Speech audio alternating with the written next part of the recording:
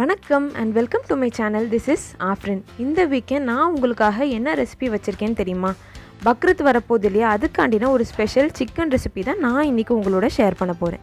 ஜென்ரலாகவே குர்பான் கொடுக்குற அன்றைக்கி எல்லாருமே மட்டன் செய்கிறதுல ரொம்ப பிஸியாக இருப்பாங்க. ஸோ சிக்கனுக்கு இம்பார்ட்டன்ஸ் கொடுக்க டைம் இருக்காது. ஸோ இன்றைக்கி நான் சிக்கனை ரொம்ப சுலபமாக டேஸ்டியாக செய்கிறதுக்கு எங்கள் ஃபேமிலியை சேர்ந்த தில்ஷாத் பாட்டியோட ரெசிபியை தான் உங்களோட ஷேர் பண்ண போகிறேன். இன்னமும் நம்ம சேனலை சப்ஸ்கிரைப் பண்ணாமல் இருந்தீங்க அப்படின்னா கண்டிப்பாக சப்ஸ்கிரைப் பண்ணி பெல் பட்டனையும் தவறாமல் கிளிக் பண்ணிடுங்க. உங்களுக்கு வீடியோ பிடிச்சிருந்தா கண்டிப்பாக லைக் பண்ணி உங்கள் ஃப்ரெண்ட்ஸ் அண்ட் ஃபேமிலியோடு ஷேர் பண்ண மறக்காதீங்க. 3 இன்க்ரீடியன்ட்ஸ் வச்சு சிக்கனை இவ்வளோ பிரமாதமாக செய்ய முடியுமா அப்படின்னு கேட்டிங்கன்னா கண்டிப்பாக சாத்தியம் தான். நம்ம வீடியோவை ஸ்கிப் பண்ணாமல் பாருங்கள். சிக்கனில் ப்ரோட்டீன் நிறைய இருக்குது, நமக்கு நல்லாவே தெரியும். நான் இன்றைக்கி எடுத்துருக்கிற குவான்டிட்டி 6 பேருக்கு தாராளமாக பத்தும். 1/2 கிலோ சிக்கனை நல்லா க்ளீன் பண்ணி எடுத்துக்கோங்க. எலும்பு பீஸை எடுத்துக்கிட்டிங்கன்னா நல்லது. அடுத்ததான் நம்ம பார்க்க போகிற இன்க்ரீடியன்ட் தேங்காய் தான். தேங்காய் வந்து நம்ம எலும்புக்கு நல்லா தெம்பு கொடுக்கும். 2 சில்லு வேணும், சின்னதாக இருக்கனால 3 பீஸாக எடுத்துக்கிறேன். தக்காளி 3 மீடியம் சைஸில் எடுத்துக்கிறேன். இதில் விட்டமின் சி அண்ட் கே நிறைய இருக்குது. பூண்டு வந்து நம்மளோட ரத்தத்தை நல்லா சுத்தப்படுத்தும். நான் 7-8 பல்லு வரைக்கும் எடுத்துக்கிறேன். காரத்துக்கு ஏற்ற மாதிரி மிளகா வத்தல் தூள் சேர்த்துக்கோங்க. நான் 1 டேபிள் ஸ்பூன் எடுத்திருக்கேன். எங்கள் வீட்டில் எல்லாமே அடல்ட்ஸ் தான். குழந்தைங்க இருந்தாங்கன்னா அதுக்கேற்ற மாதிரி கம்மி பண்ணிக்கோங்க. இந்த டேபிள் ஸ்பூன் தான் நான் யூஸ் பண்ணியிருக்கேன். ஸோ இந்த இன்க்ரீடியன்ட்ஸ் மட்டும் இருந்தால் போதும், சூப்பராக சிக்கன் ரெடி பண்ணிடலாம். பூண்டு வந்து நான் நல்லா அம்மியில் இடித்து எடுத்துக்கிட்டேன். தேங்காவை நல்லா அரைச்சி எடுத்து வச்சுருக்கேன். ஸோ இப்போ பேனை ஹீட் பண்ணிக்கலாம். முதல்ல பேன் சூடானதுமே 2 டேபிள் ஸ்பூன் எண்ணெய் ஆட் பண்ணிக்கோங்க. இந்த எண்ணெயில் முதல்ல சிக்கன் எல்லாத்தையுமே நல்லா ஸ்ப்ரெட் பண்ணிடுங்க. ஃபுல்லாக எல்லாமே எண்ணெயில் படுற மாதிரி ஸ்ப்ரெட் பண்ணிக்கோங்க. சிக்கன் நல்லா ஸ்ப்ரெட் பண்ணதும் தேவையான அளவுக்கு கல்லுப்பு சேர்த்துக்கோங்க. சமையலுக்கு எப்போவுமே கல்லுப்பு ரொம்ப நல்லது. பொடியாக தேவைப்படுச்சுன்னா அந்த கல்லுப்பே பொடி பண்ணி யூஸ் பண்ணிக்கோங்க. ஸோ இதை ஒரு மீடியம் ஃப்ளேமில் வச்சுக்கோங்க. இதுக்கு இடையில் நம்ம தக்காளியை நல்லா ஸ்மாஷ் பண்ணி எடுத்துக்கலாம்.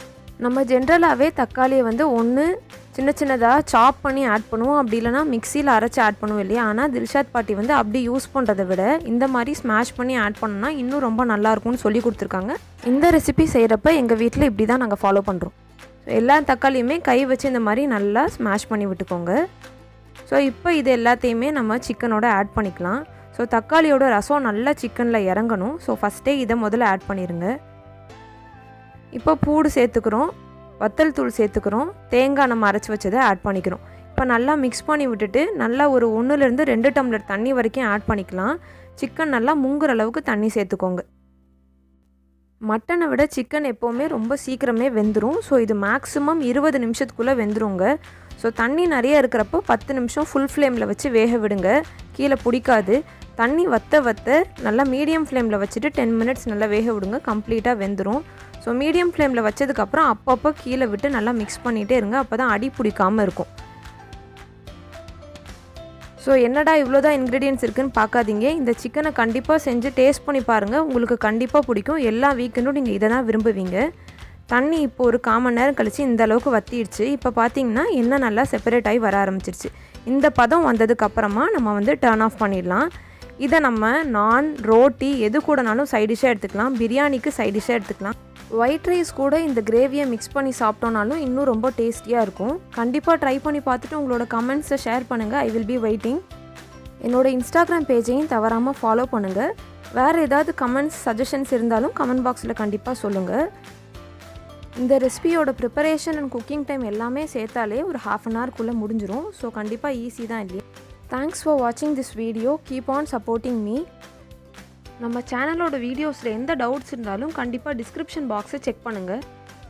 இன்னொரு இன்ட்ரெஸ்டிங்கான வீடியோவோட நான் உங்களை மீட் பண்ணுறேன். Until then, bye bye and take care. Happy weekend.